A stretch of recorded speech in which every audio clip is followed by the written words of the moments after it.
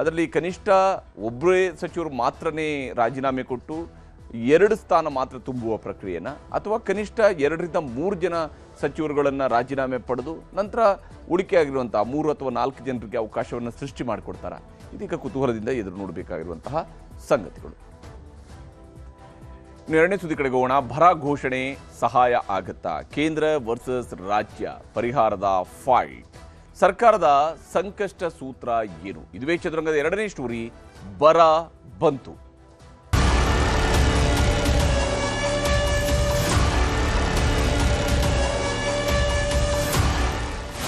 ಒಂದು taluk out of 134 to be declared as drought affected area.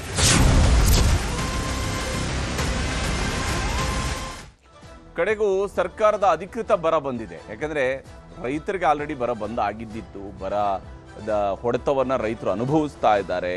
ಗ್ರಾಮಾಂತರ ಭಾಗಗಳಲ್ಲಿ ಇರುವಂತಹ ಪರಿಸ್ಥಿತಿ ತೀರಾ ಕೆಟ್ಟದಾಗಿ ಹೋಗ್ತಾ ಇದೆ. ಮಳೆಗಾಗಿ ಆಕಾಶದ ಕಡೆಗೆ ನೋಡ್ತಾ ಇರುವಂತಹ ರೈತರಿಗೆ ಹನಿ ನೀರು ಕೂಡ ಸಿಗದೇನೆ ತೊಂದರೆಯನ್ನು ಅನುಭವಿಸ್ತಾ ಇದ್ದಾರೆ. ವಿಪರೀತವಾದಂತಹ ಬಿಸಿಲಿನ ಧಗೆಯನ್ನು ಮಳೆಗಾಲ ಮುಗಿತಾ ಬಂದರೂ ಕೂಡ ಕಳ್ಕೊಳ್ತಾ ಇಲ್ಲ. ಅನೇಕ ಭಾಗಗಳಲ್ಲಿ, ಅನೇಕ ತಾಲೂಕುಗಳಲ್ಲಿ ಮಳೆಯನ್ನೇ ನೋಡಿಲ್ಲ. ಕೆಲವು ಕಡೆಗಳಲ್ಲಿ ಮಳೆ ಆಗಿದೆ ನಿಜ, ಆದರೆ ಕಂಟಿನ್ಯೂಸ್ ಆಗಿ ಮಳೆ ಆಗಿಲ್ಲ. ಒಂದು ದುಸ್ತರವಾದಂತಹ ಸ್ಥಿತಿ ಕರ್ನಾಟಕದಲ್ಲಿ ಈಗ ಆವರಿಸಿರುವಂಥದ್ದು. ಹೀಗಾಗಿ ರಾಜ್ಯದ 101 ತಾಲೂಕುಗಳಲ್ಲಿ ಭೀಕರ ಬರ ಅಂತೇಳಿ ರಾಜ್ಯ ಸರ್ಕಾರ ಘೋಷಣೆ ಮಾಡಿದೆ. ಅಂದರೆ ಇದು ಸರ್ಕಾರ ಅಧಿಕೃತವಾಗಿ ಮಾಡ್ತಾ ಇರುವಂತಹ ಘೋಷಣೆಯಾಗಿ ಇರೋದ್ರಿಂದಾಗಿ ಇದು ಸರ್ಕಾರಿ ಬರ. ಈಗ ಸರ್ಕಾರದ ಮೂಲಕವಾಗಿ ಬಂದಿರುವಂತಹ ಬರ. ಈಗ ಸರ್ಕಾರ ಘೋಷಣೆ, ಕೇಂದ್ರದ ನೆರವಿಗೂ ಕೂಡ ಒಂದು ಪತ್ರವನ್ನು ಬರೆದಿದ್ದಾರೆ. ಅನುದಾನ ಮತ್ತು ಪರಿಹಾರದಲ್ಲೂ ಕೂಡ ಒಮ್ಮೆ ಬರ ಘೋಷಣೆ ಆಗ್ತಾ ಇದ್ದಂತೆಯೇ ಪ್ರತಿಪಕ್ಷದವರು ತುದಿಗಾಲಲ್ಲಿರ್ತಾರೆ. ಇಲ್ಲ, ನೀವು ಇಷ್ಟೇ ಪರಿಹಾರ ಕೊಡಬೇಕು ಅಂತೇಳಿ. ಆಡಳಿತ ಪಕ್ಷದವರು ಇಲ್ಲ, ನಾವು ಎಲ್ಲ ಕೆಲಸವನ್ನು ಮಾಡ್ತಾ ಇದ್ದೀವಿ ಅಂತ. ಆದರೆ ಬರ ಪರಿಹಾರದಲ್ಲೂ ಕೂಡ ಒಂದು ವಾರ್ ನಡೀತಾ ಇದೆ. ಸರ್ಕಾರದ ಅಧಿಕೃತವಾದಂತಹ ಘೋಷಣೆಯಾಗಿದೆ. ಯಾಕಂದರೆ ಅಫ್ಕೋರ್ಸ್ ಆಗಸ್ಟ್ ಅಂತ್ಯ ಅಥವಾ ಸೆಪ್ಟೆಂಬರ್, ಕೆಲವೊಂದು ಬಾರಿ ಅಕ್ಟೋಬರ್ವರೆಗೂ ಕೂಡ ಕಾಯ್ತಾರೆ ಬರದ ಘೋಷಣೆಯನ್ನು ಮಾಡೋದಕ್ಕೆ. ಆದರೆ ಈ ಬಾರಿ ಸೆಪ್ಟೆಂಬರ್ ಶುರುವಾಗೋದಕ್ಕಿಂತ ಮುಂಚಿತವಾಗಿದೆ. ಆಗಸ್ಟ್ ತಿಂಗಳ ಅಂತ್ಯದ ವಾರದಲ್ಲಿನೇ, ಕಡೆಯ ವಾರದಲ್ಲಿನೇ ಈಗ ಬರ ಘೋಷಣೆಯನ್ನು ರಾಜ್ಯ ಸರ್ಕಾರ ಅಧಿಕೃತವಾಗಿ ಮಾಡಿದೆ. ಆದರೆ ಪ್ರತಿಪಕ್ಷದವರ ಪ್ರಕಾರ ಇದು ಬಹಳ ತಡವಾಗಿ ಮಾಡಿರುವಂತಹ ಘೋಷಣೆ ಅಂತ ಕೂಡ ಇದೆ. 101 ತಾಲೂಕುಗಳು ಬರಪೀಡಿತ ಅಂಥೇಳಿ ಘೋಷಣೆಯನ್ನು ಮಾಡಲಾಗಿದೆ.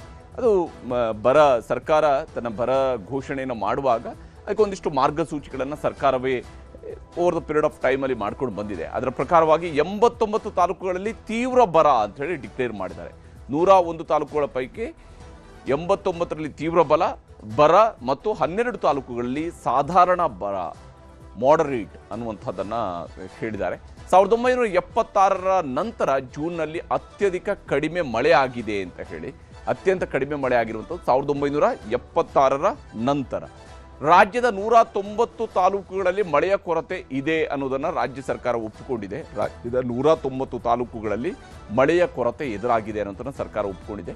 ರಾಜ್ಯದ 13 ತಾಲೂಕುಗಳಲ್ಲಿ ತೀವ್ರ ಮಳೆಯ ಕೊರತೆ ಇದೆ ಅನ್ನೋದನ್ನು ಸರ್ಕಾರ ಅಧಿಕೃತವಾಗಿ ಹೇಳಿಕೊಂಡಿರುವಂಥದ್ದು. ರಾಜ್ಯದ 13 ತಾಲೂಕುಗಳನ್ನು ತೀವ್ರ ಮಳೆ ಕೊರತೆಯ ತಾಲೂಕುಗಳು ಅಂತೇಳಿ ಗುರುತಿಸಿದ್ದಾರೆ. ಇನ್ನು ಅಣೆಕಟ್ಟುಗಳ ನೀರಿನ ಪ್ರಮಾಣವೂ ಕೂಡ ಕುಸಿತ ಆಗಿರುವುದನ್ನು, ಅದಕ್ಕೆ ಪೂರಕವಾದಂಥ ಮಾಹಿತಿಯೂ ಕೂಡ ಸರ್ಕಾರದ ಅಂಕಿಅಂಶಗಳಲ್ಲಿ ಸೇರ್ಪಡೆಯಾಗಿದೆ. ಸರಾಸರಿ 815 TMC ನೀರಿನ ಬದಲು, ಅಂದರೆ ನಮ್ಮಲ್ಲಿ ಈ ಹಂತದಲ್ಲಿ ಇರಬೇಕಾಗಿದ್ದಂತಹ 3 ತಿಂಗಳ ಅವಧಿಯಲ್ಲಿ ಸಂಗ್ರಹ ಆಗಬೇಕಾಗಿದ್ದಂತಹ ನೀರಿನ ಪ್ರಮಾಣ 815 TMC ನೀರು, ಆದರೆ ಅದರ ಬದಲು ಕೇವಲ 608 TMC, ಹತ್ರ 207 TMCಯಷ್ಟು ನೀರು ಕಡಿಮೆ ಇದೆ. 207 TMCಯಷ್ಟು ನೀರು ಕಡಿಮೆ ಇದೆ. ಹೀಗಿರುವಾಗ ಗ್ರಾಮೀಣ ಪ್ರದೇಶಗಳಲ್ಲಿ ಕುಡಿಯುವ ನೀರಿನ ಸಮಸ್ಯೆಯೂ ಕೂಡ ಎದುರಾಗ್ತಾ ಇದೆ ಅನ್ನೋದನ್ನು ಕಂದಾಯ ಸಚಿವರಾಗಿರುವಂತಹ DCM DK ಶಿವಕುಮಾರ್ ಅವರು, DCM ಡಾಕ್ಟರ್ G ಪರಮೇಶ್ವರ್ ಅವರು ಹೇಳಿದ್ದಾರೆ. 149 ಗ್ರಾಮಗಳಲ್ಲಿ ಟ್ಯಾಂಕರ್ಗಳ ಮೂಲಕ ನೀರು ಪೂರೈಕೆಯನ್ನು ಮಾಡಲಾಗ್ತದೆ. 149 ಗ್ರಾಮಗಳಲ್ಲಿ ಟ್ಯಾಂಕರ್ಗಳ ಮೂಲಕವಾಗಿ ನೀರು ಪೂರೈಕೆ ಯಾವ ತಿಂಗಳಲ್ಲಿದ್ದೀವಿ ನಾವು? ಆಗಸ್ಟ್ ತಿಂಗಳಲ್ಲಿದ್ದೀವಿ. ಆಗಸ್ಟ್ ತಿಂಗಳಲ್ಲಿನೇ ಕರ್ನಾಟಕದ 149 ಗ್ರಾಮಗಳಲ್ಲಿ ಟ್ಯಾಂಕರ್ ಮೂಲಕ ನೀರು ಪೂರೈಕೆ ಆಗ್ತಾ ಇದೆ ಅಂತ ಹೇಳಿ. ಅಂದರೆ ಬರದ ಬರೆ ವ್ಯಾಪಕವಾಗಿ ಹೊಡೆತವನ್ನು ಕೊಡ್ತಾ ಇದೆ ಅನ್ನೋದನ್ನು ಸರ್ಕಾರ ಒಪ್ಪಿಕೊಂಡಿದೆ.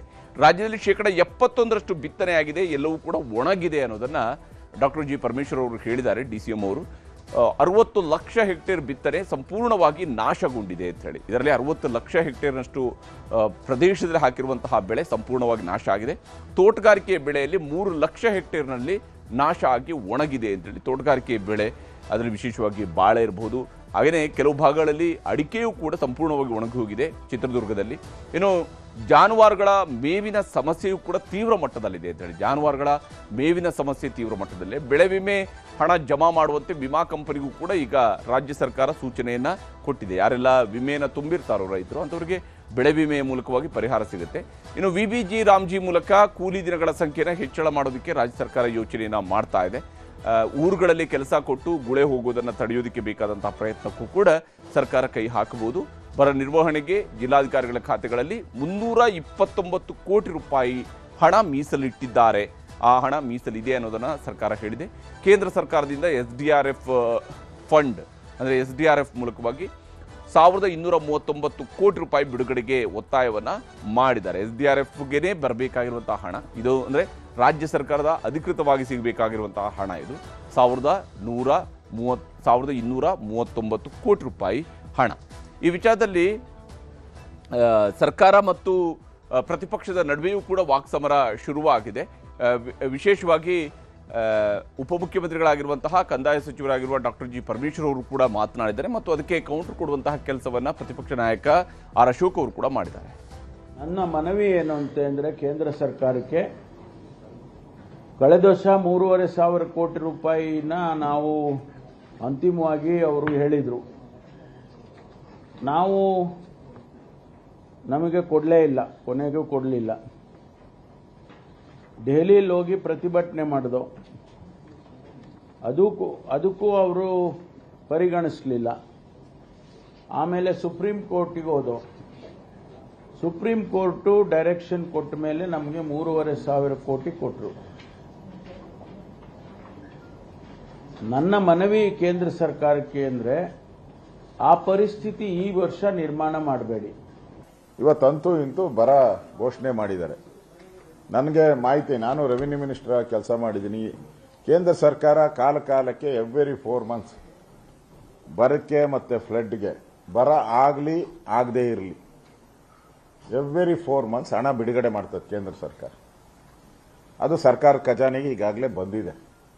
ಇಷ್ಟಿದ್ರೂ ಕೂಡ ಬಂದಿರೋ ಹಣನ ಖರ್ಚು ಮಾಡೋಕ್ಕೆ ಇವ್ರಿಗೆ ಯೋಗ್ಯತೆ ಆಗಲಿಲ್ಲ. ಈಗ ಇಲ್ಲಿ ಆರೋಪ ಪ್ರತ್ಯಾರೋಪಗಳು ನಡೀತಾ ಇದ್ದಾವೆ. ಆದರೆ ಬರ ಬಂದಿದೆ, ಸರ್ಕಾರದ ಅಧಿಕೃತ ದಾಖಲೆ ಪ್ರಕಾರವೂ ಕೂಡ ಬರ ಬಂದಿದೆ. ಹೀಗಿರುವಾಗ ಬರದ ನಿರ್ವಹಣೆಯಲ್ಲಿ, ಬರದ ಪರಿಹಾರದಲ್ಲಿ ವೇಗವನ್ನು ಸರ್ಕಾರ ಕೊಡಲೇಬೇಕಾಗುತ್ತೆ. ಆರೋಪ ಪ್ರತ್ಯಾರೋಪಗಳು ಏನೇ ಇರಲಿ, ದುಡ್ಡು ಬಂದಿದೆಯಾ ಬಂದಿಲ್ವಾ ಅನ್ನೋಂಥದ್ದು ನಂತರ. ಆದರೆ ದುಡ್ಡು ಜನರಿಗೆ ತಲುಪಬೇಕಾಗಿರೋದು ನೀವು ಕೇಂದ್ರದಿಂದ ಕೊಡ್ತಿರೋ ರಾಜ್ಯದಿಂದ ಕೊಡ್ತಿರೋ ಅಂತ ಹೇಳಿದ್ರೆ ನಮಗೆ ಬಂದಿದೆಯಾ ಇಲ್ವಾ ಅಷ್ಟೇ ರೈತ ಕೇಳ್ತಾ ಇರೋಂಥದ್ದು. ಆ ನಿಟ್ಟಿನಲ್ಲಿಯೂ ಕೂಡ ಸರ್ಕಾರ ಯೋಚನೆ ಮಾಡಿ ಕೆಲಸವನ್ನು ಮಾಡಲೇಬೇಕಾಗಿದೆ. ಇದಾಗಿತ್ತು ಉತ್ತರ ಚದುರಂಗ. ನಮಸ್ಕಾರ.